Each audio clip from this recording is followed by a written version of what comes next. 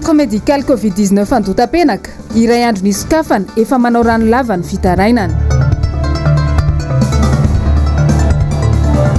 Ho avy ny fampianarana eto Madagasikara tsy mazavatra amin'izao ny tiany fanjakana tao velo taraina ny ray aman-dreny. Fanovana ny andinin-dalàna ao amin'ny PAK tanindomondoza ny ady amin'ny kolikoly. Amin'ny kafaliana tombokilasy tompovavy ndesinay mitsidika ny tokantranao amin'ity matinaly ity androany alakamisy faharoa ny volana Jolay taona 2024. Tonga soto amin'ny fotoana ny vaovao magnano karibo amintsika jiaby ny tena koa anaraka izany hatramin'ny farany. Araka ny famahazatra andesintsika manomboka ny vaovao ny tatitry ny zavamisy mandrina ny varanaretina coronavirus eto Madagasikara. Araka ny tatitra voaray androany mantsana teo izany dia nandavo olona roa indray ity valanareto mandoza ity teto Madagasikara ka tafakatra 420 ny isan'ireo olona maty ny coronavirus teto amintsika. Nisy ihany koa ny zato hafa izay voamarina ihany koa fa mitondra izany tsimikaretina coronavirus izany ka ny 12 amin'ireo dia teto Antananarivo avokoa. Nisy raiky tany Analanjorofo, raiky ao Fianarantsoa Ivongo, raiky tao Ambatondrazaka ary raiky hafa ihany koa tany Ambositra. Tsy fantatra mazava kosa ny andindininy momba ireo 420 hafa. Fa vaovao makasika izay valanaretina coronavirus izay hatrany velo taraina ireo olona milahatra etsy amin'ny CMC Andotapenaka noho ny fitarazoan'ny filaharana sy ny fandraisana. Teny antoerana ary mitatitra izay fanadihadiana izay Jessica Miray sy Tokira Marolahy. Filaharambe hatramin'ny omaly ny etsy amin'ny centre médical covid-19 village voary Andotapenaka. Raha ny fitarainan'ireo mpilahatra amin'ny tambazotra Tserasera dia efa nisy ny lahatra omaly no niverina androany fa tsy voaray. Nisy ihany koa no nilahatra hatramin'ny 4 maraina saingy tsy mandray ireo dokotera raha tsy amin'ny 10 maraina ary milaza efa tapitra ny fandraisana amin'ny 2 ora tolakandro. Efa maro ihany koa ireo fitarainana hita amin'ny tambazotra Tserasera mikasika ety Andotapenaka ity. Toy ireto manaraka ireto: Andriamatofiloha, aiza ilay teninareo hoe isy dokotera marobe hanao prélèvement ety Andotapenaka? Filaharambe ato ary efa mitady hivadika sakoroka satria misy olona efa nilahatra teto hatramin'ny 4 ora maraina mbola tsy voaray hatramin'izao. Ny dokotera efa zara raha misy 5 dia lasa ny sakafo nanomboka tamin'iray dia mbola tsy mandray hatramin'izao. Maro ny marary tsy salama, misy zazakely, misy bevoka, misy ny mbola hody lavitra. Tokony teny tombokinareo hoe 100 na 200 ihany no raisiny isan'andro. Menomenina avokoa ny vahoaka ato Andriamatofiloha ka mba jereo akaiky.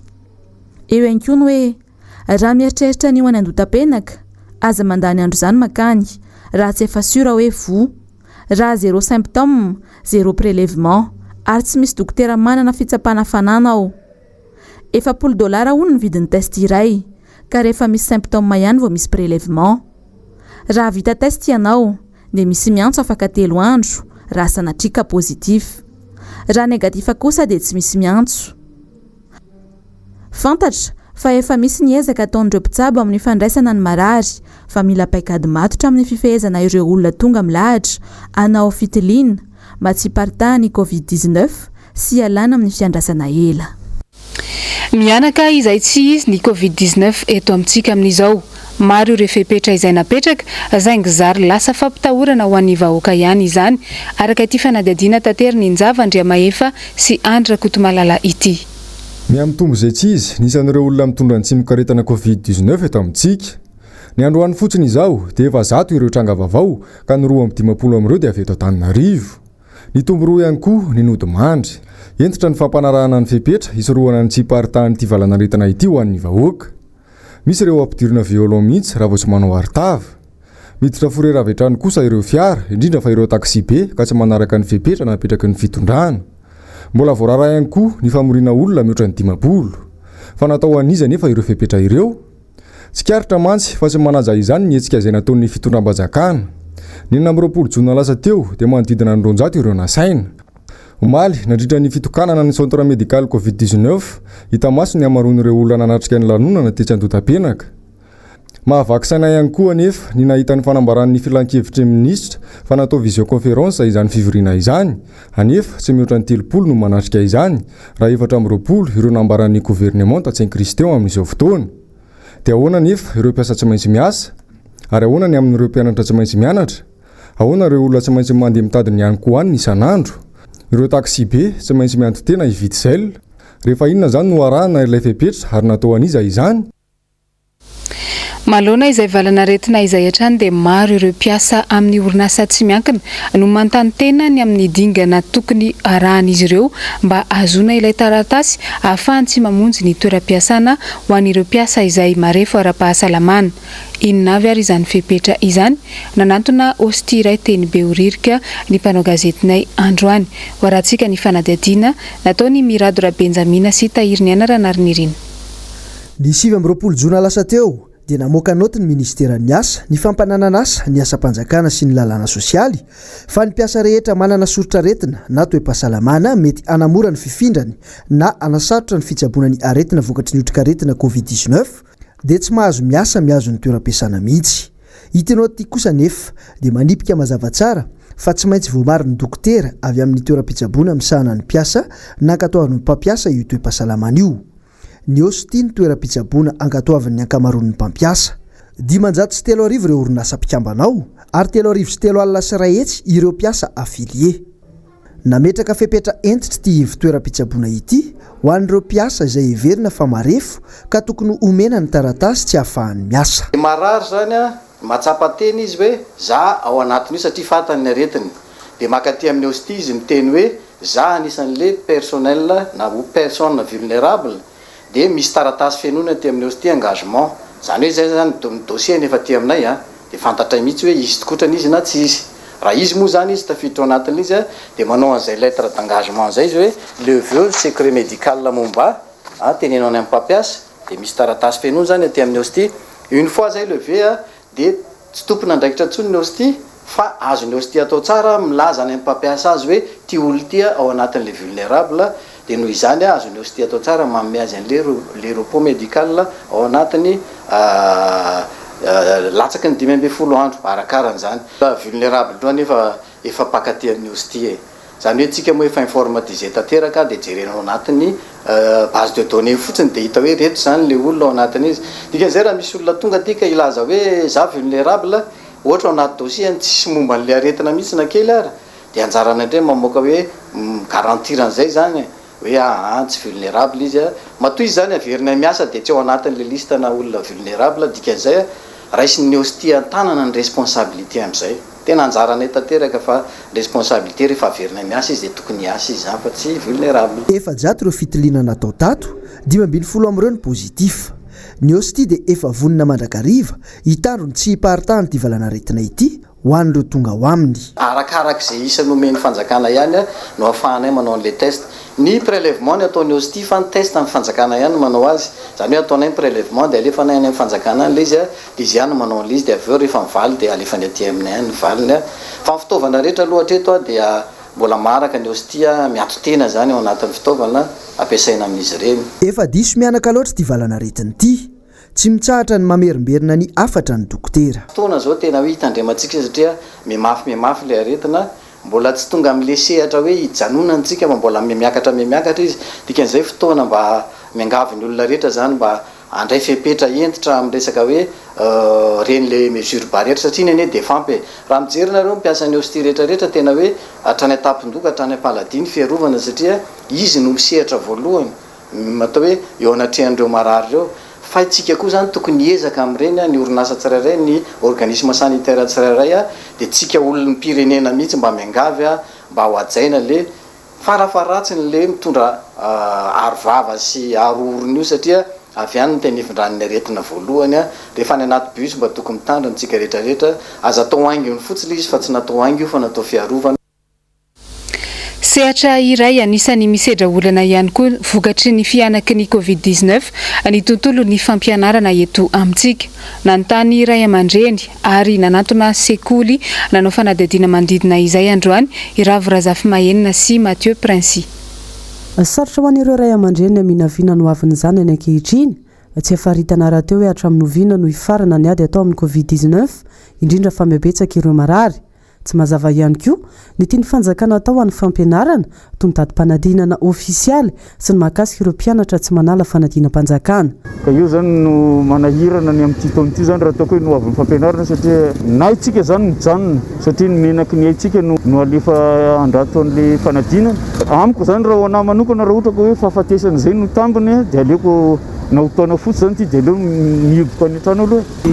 Ho avin'ny zanakay zany amin'izao dia mampisalasala satria tsy fantatra tsony hoe hianatra ve sa tsy hianatra, sekoly tsy fantatra anoy dia mpisalasala izay iray aman-dreny. Mandoa ny écolazy nefa tsy hisy fianarana mandeha hatramin'izao ny date d'examen tsy mivoaka. Dia inona zany nataon'ilay mpianatra anoy fianarana ve sa hiandra roviana? Klasy intermédiaire miezaka mampianatra azy ny tena ao an-trano. Fa sainginy tsy ampy ilay izy noho ny zava-misy tena koa miayava ty aretina ty hoe atraiza ny farana. Dia efa tsisy tadidin'le ankizy tsony zany ny lesona satria lasa mitombo be le confinement dia ny zarakely ao an-tanany ary ny zarakely efa ao an-tsainy ary lasa miverina 0. Amin'izay le mpitondra fanjakana tokony miteny hoe amin'izao le datin'le fanadinana fa tsy hoe ahembotra fotsiny dia tsy maintsy tanteraka le manao examen daholo ny mpianatra fa tokony confirmer ny amin'izao dia mba fantatra fa examen bla zao ny mpanao la CP fa fanitelony zao no atao foana dia tsy fantatra hoe roviana marina ny CP dia le écolazy mandeha foana ny ray aman-dreny kaperitra mihitsy amin'le tsy fisiny. Testeny ireo tamin'ny examen bla teo tena ambany be le nivoan'le mpianatra na mpampianatra na ny mpianatra efa ny tsisy fotoana ny anarana mihitsy ny préparation tsy andany ny tsisy tsony. Voatery mandray fepetra mifanaraka amin'ny fivoarany aretina ireo sekoly tsy miankina. Saingy efa miditra anatin'ny fotoam-pialan-tsasatra farany ankamaroany amin'izao saingy betsaka ny tsy mbola nahavita ny fanadinana isondrotana kilasy. Izay le hoe nandeha ny ankizy farany taty moa zany dia izay le hoe hatramin'ny volana mars iny dia ny examen deuxième trimestre zany mivita fa momba ny examen troisième trimestre zany ny examen de passage zany dia izay zany miandro hoe inona no fanampahan-kevitry ny fanjakana dia arakarak'izay lazainy zareo eo zany no hitondrana azy miankina amin'izay zany miandro an'izay zany izay hita zao. Eo amin'ny pejiny sosialy kosa nitondra ny heviny androany ny olom-pirenena sendra ny fandraisam-peo sy sary ny MBS mahakasika ny fahitany ny fandaharana miara-manonja isaka ny antoandro. Nanao izay fanadihadiana izay Ravorazafy Mahenina trany eo amin'ny sary ny Mathieu Princy. Misy nodomandry anankiroa indray lavin'ity valanaretina Covid-19 ity teto Madagasikara zany 420 ny fitambaran'ireo olona izay nodomandry ny isan'ireo cas vaovao na tranga vaovao dia misy 100. Ny Institut Pasteur de Madagascar 720 no fitiliana atao teto Antananarivo nahitana 720 tranga vaovao. Laboratoire mobile Tomasina kosa dia nahitana tranga vaovao ray. Ny centre d'infectiologie Charles Mérieux dia nahita tranga vaovao 10 ary le jeune expert Ambatondrazaka moa dia nafahana nahita tranga vaovao anankiray. Ny roa amby 50 dia teto Antananarivo, ny ray Analanjirofo, ray Ambatondrazaka, ray Fianarantsoa Ivongo, ray Ambositra. Zato ny tranga vaovao androany andro maromaro izao tsy nolazaina intsony mombamomba ireo namony ainy sy ny toerana mety nahitana ireo trangana marary ireo. Tsy mazava amin'ny olom-pirenena ny antony mety nahatonga izany. Zary mionona maheno isan'olona marary izay tsy mitsaha-mitombo sisany rehetra ary miaina na tebiteby lalina.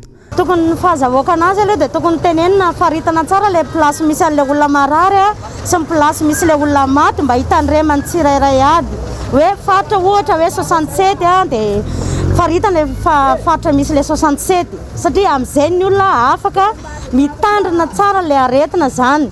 Ohatra hoe 67 avaratra ohatra misy ilay aretina dia afaka mitandrina ny 67 atsimo na 67 atsinanana na andrefana. Ohatran'izay zany dia mba tiana zany mba mena fahapo mazava tsara ilay olom-pirenena zany. Io dia mila mitandrina daholo ihany fa ohatrany efa miparitaka mihitsy izy dia tsy hita tsony izay tena hoe fa mila mitandrina. Zao zany eto amin'ny faritra eto ary dia tsy fantatra mihitsy ny olona hoe misy na tsy misy. Tokony ho tenenina ihany, tokony ho tenenina mba ahafahana tanina ohatra hoe karty izao dia lelaina ihany dia tokony ho tenenina. Amin'izay mba afaka mitandrina zany afaka mitandrina hoe ato zany ny misy anazy dia raha za zao mahafantatra hoe ato misy an'ilay izy dia mitandrina na hoe saromako tsara ny vavako sy ny oroko satria efa fantatra hoe aty ny be an'ilay aretina dia izay iny tsara tokoa mba hoe tenenana an'ilay toerana. Formation zareo tiampy dia mba mafisina izy mba hampihana valana reto. Raha niezaka ny antso ny tompon'andraikitra teny amin'ny centre de commandement opérationnel covid-19 CCO covid-19 nefa izahay tsy nahazo fanampim-baovao mazava mahakasika ny antony na tonga ny tompon'andraikitra nandray fanapahan-kevitra ny tsy hanome intsony ny isan'ireo marary voatily isan'andro. Feh ny rehetra mazava ho azy no entana ho samy tompon'andraikitra amin'ny fahasalamana sy soroka ny aretina. Eo amin'izay vaovao ny sosialy izay hatrany manoloana ny fianaka ny valanaretina covid-19 eto Madagasikara dia nandray ny andraikiny ihany koa ny avy amin'ny antoko tiako Madagasikara amin'ny fanampiana ireo olona amin'ny fitaovana izay tokony omena azy ireo iarovany tena amin'izany. Anjara ny tao amin'ny distrika ny Avaradrano no nanao izay tamin'ity androany ity araka izao fanadihadiana tatery ny Asin'Andriamalala sy Tokira Marolahy izao. Malala famparitaka izay tsy izy ny valanaretina coronavirus eto an-drenivohitra amin'izao fotoana izao. Mila miaro vatana avokoa araka izany ny rehetra mba ho fisorohany ity valanaretina mahafaty ity. Manoloana izany indrindra dia nitondra ny anjara biriky ny solombavambaoka voafidy tao amin'ny distrika Navaradrano.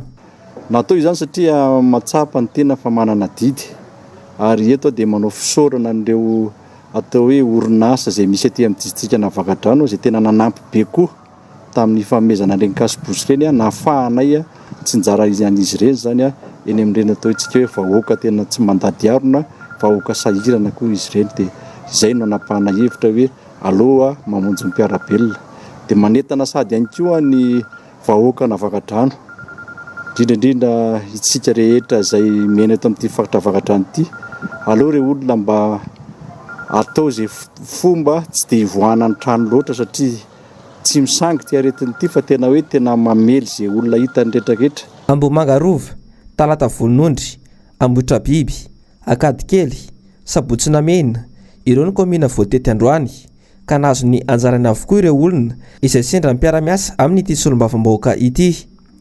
Samba fomba nisy ny zara arovava toy izao raha tsy laza afa-tsy ny olona ao Ambohimangarova fotsiny. Tena faly satria fihetsika nataon'ny député eto amin'ny commune Ambohimangarova zao mizara ny tony kasibosy tony ho an'ny vahoaka madinika. Tena mahatsiaro izy tsy nanadina. Tena kasibosy tompoko androany vao mbona azo ny anjarana dia mba sady faly zay no misaotra anareo indrindra mihitsy. Tefa ela be ny olona nifokotany misy kasibosy zarena dia tsisy raha tsy androany. Dia manao fisaorana ho an'ny député Jerry Randriambolaina eto amin'ny commune Navaradrano fa tsy mbola nisy olona nizara kasibosy ho anay tety afa-tsy izy rery ihany. Raha araka ny fanazavana dia mbola itoy ny fitetezana commune amin'ny fizarana izao arovava izao. Olomanga maromaro eto Madagasikara no nindaosy ny fahafatesana tatoato hotaterina aminao ato anatin'ity fanadihadiana ity indray ny fahalasana ny minisitra teo aloha sy ny mpanakanto fatandaza iray Asin'Andriamalala sy Tahiriny Anaranariny. Misaona indray ny tontolon'ny zavakanto malagasy nondaosy ny fahafatesana androany atoandro mantsy i Mariette Rasoarlala fantatra amin'ny solona anarana Bakomanga. Pitarika ny tarika Bakomanga izay niompana kokoa tamin'ny Iragasy. Noho ny fatapahan-lalandra na ny AVC no antony tarika izao fahafatesana Bakomanga izao. Fantadaza maneran-tany Bakomanga ary anisan'ny efa nandray anjara tamin'ny fifananana maro maneran-tany ary teto Afrika. Efa nandray anjara tamin'ny festival danse africain ny taona 2024. Tsy manampaharoa ny feon'ny Bakomanga ka anisan'ny tena nahafantaran'ny be sy ny maro azy ity iray ity.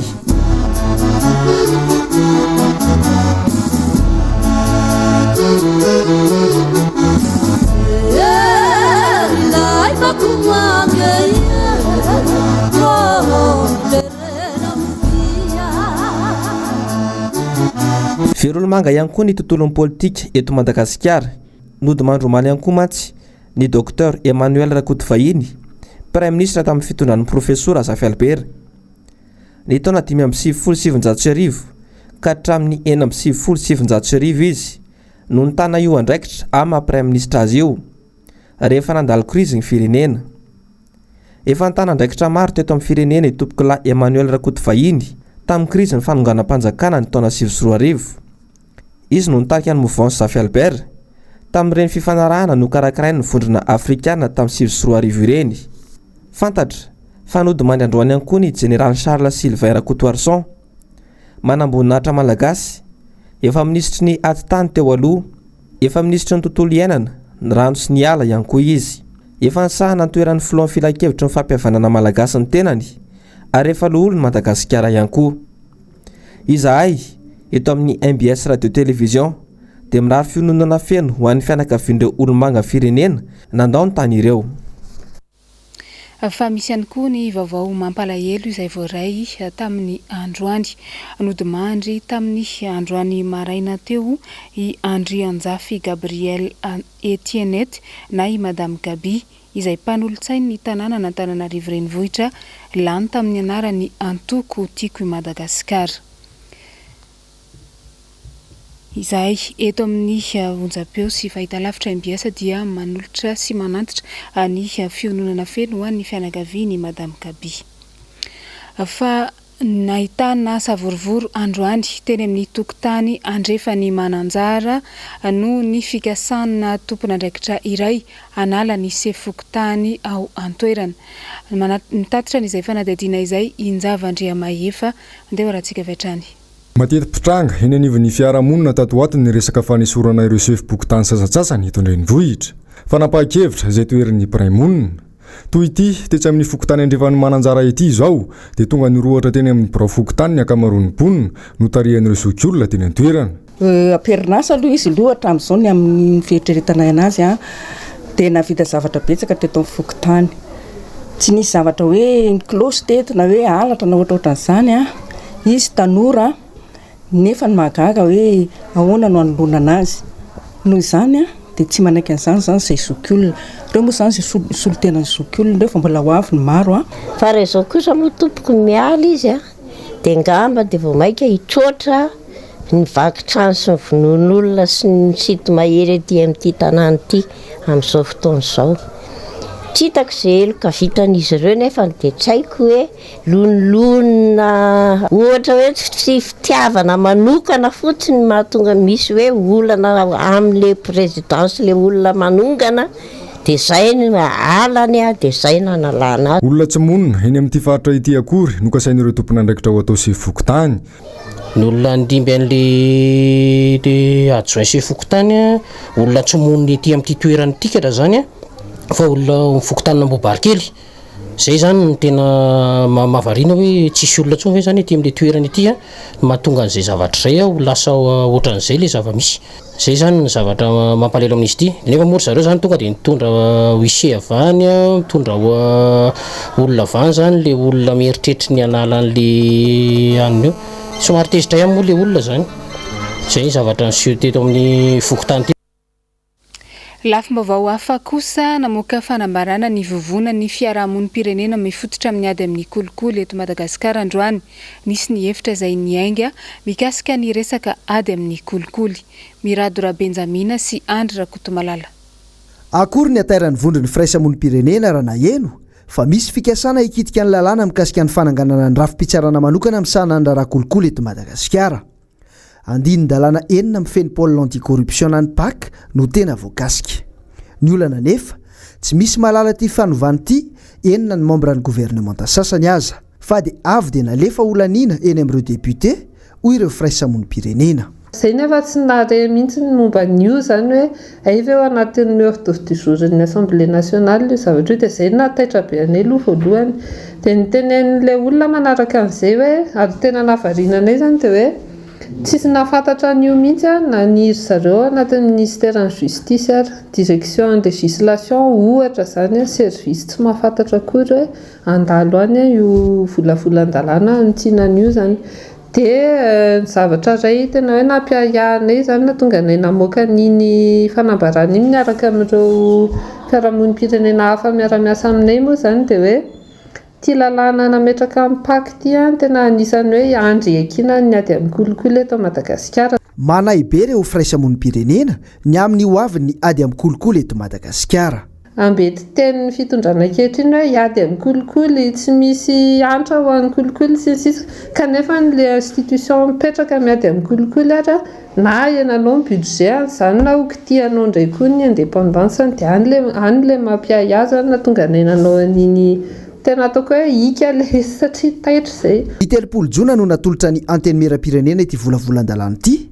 Fantatra nefa fa ny 5 Jolay ho avy izao no hifarana ny fivorian'izy ireo ka mitaky ny mangarahara ireo eo anivon'ny vondrony firaisamoa ny pirenena. Eo amin'ny vaovao ny tsy fandriam-pahalemana kosa dia ny fandona indray tamin'ny omaly ireo Jolay sy ny mpitandro ny filaminana tao ataptanana ny Toamasina tao. Andeha rahantsika ny andindinizay tao anatin'ity fanadihadiana ity. Nahazo fampitam-baovao ny mpitandro ny filaminana tao Toamasina omaly fa isy fanafiana amin'ny tampiadiana ao barika 5. Nandenana marina ny vaovao ny mpitandro ny filaminana. Voatazan'ireo Jolay ireto farany avy hatrany dia nitifitra. Raikitra teo ny fifandonana ka Jolay 3 no lavo ny balan'ny polisy, 3 hafa ihany koa no azo sambelona. Tratra teny amin'ireo Jolay tamin'izany ny basy lava calibre 12, basy pleta vita gasy miaraka amin'ny bala. Reo olona reo zany reo no mpanafika eto Toamasina reo. Na atoandro, na alina, mampiasa la nireo basy mahery vaika be reo. Ya. Misy takazao ny tantaran'io basy io. Sady mitantara ana gardiana olona mba manama izy azy ana eto tanàna eto zany io basy lava io. Ana tompotrano dia ampiasan'le gardien zany io dia le gardien ndray zany no mampiasa zany mampanofa anazy amina olona gangsa. Tantara li zany misy palanga. Io palanga io zany le mpitady opération atao fotsiny. Ary misy trano vakina, ary misy olona tafiana, ary misy kioska opitehana na angalarina. Dia misy pely maro zany io ex militaire izy io io zany maka mibasy eo amin'le gardien le olona tompotrano. Dia nanontaniana fa le tompotrano tsy okorany zavatra misy honona kely ara fa zalahy zany manao an'izy afelin'le gardien zany io. Dia avao zany ny fabo ty zany zay efa fampitifitra taminay momaly dia efa lavo any amin'ny Morgane zao. Ya. Dia ny mpampiasa bara-painsa indray zany zany hoe organiser tsara misy andreo. Dia le bandrola reo maitsomaitso ndray dia ndray fotsifotsy reo zany mpampiasa bara-painsa. Dia le hoe fabo kely zany fitsofoka fotsiny satria ex militaire mitondra ny basy lava be io. Io zany sady havana ny tifitra noho ny zavatra natao. Vaovao eo amin'ny sehatra iraisam-pirenena ao Birmanie dia farafahakely ny olona 370 no maty noho ny fiotsahan'ny tany. Matanjaka hatrany ihany koa ny valanaretina Covid-19 maneran-tany hoy ny avy eo anivon'ny OMS. Ary ao États-Unis izao omaly ny ampy 5 alina indray ny marary tao anatin'ny 420 ora. Ao Russie lany vonjomaika ihany koa tamin'ny fifidianana izay notanterahana tany antoerana izay ny ilay lalam-pandrenana izay novolavolainy ny Vladimir Poutine. Andindin'izay tateriny Jessica Miray sy Tokira Marlahy. Niosaka ny tany tao amina fiadiana vato iray tao avaratry Birmanie androany maraina. Avy be ny orana tany amin'ity toerana manodidina ny fiadiana vato ity. Hatramin'ny maraina teo, faty 13 no efa hita ny mpamonjy raha ny nambaran'izy ireo tamin'ny pejy Facebookiny. Saingy voaterina ato aloha ny fikarohana noho ny andro ratsy. Isa-taona, amam-polo n'ireo mpiady vato ao amin'ny toerana io no mamony ainy noho ny faratsiany ny fomba fiasa. Any Rosia, efa nampozy ny fanjakana Rosiana ny fahalaniny ilay lalam-pandrenana vaovao. 7 polisan-jato mifidy no mifidy azy omaly na dia teo aza ny Covid-19. Navitrika ihany koa ny mpifidy satria nahatratra amin'ny 5 polisan-jato. Nisy kosa ny osika tamin'ity fifidianana ity, hoy ny avy amin'ny mpanohitra. Nisy hoy izy ireo ny birao fandatsaham-bato afaka nivezivezy na ilay antsoina hoe bureau de vote ambulant. Teo ihany koa ireo vata fandatsaham-bato hita teny ambanina trano. Ireo seza tao aoriana fiara. Na any amin'ny tany andalam-pandrosoana aza tsy ahitana toy izany, hoy hatrany avy amin'ny mpanohitra. Tsara ny mampatsiahy fa anisany hita ao anatin'ilay lalam-pandrenana vaovao io ny fahafahan'ny Poutine milatsaka indray mandritra ny mandat anankiroa.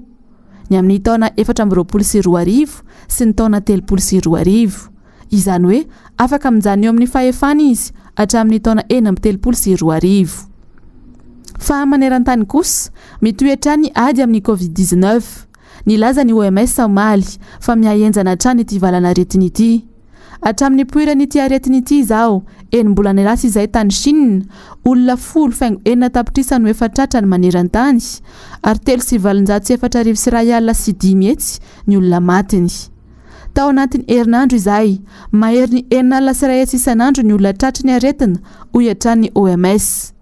Etazonia izao ny firenena tena tratriny aretina indrindra maneran-tany tao anatin'ny 4 ora monja 5 alina ireo voan'ny covid-19 tany an-toerana fa tafiakatra 2.7 tapitrisa ireo marary ao Etazonia amin'izao ary 2.2 alina sy 1 hetsy ireo maty.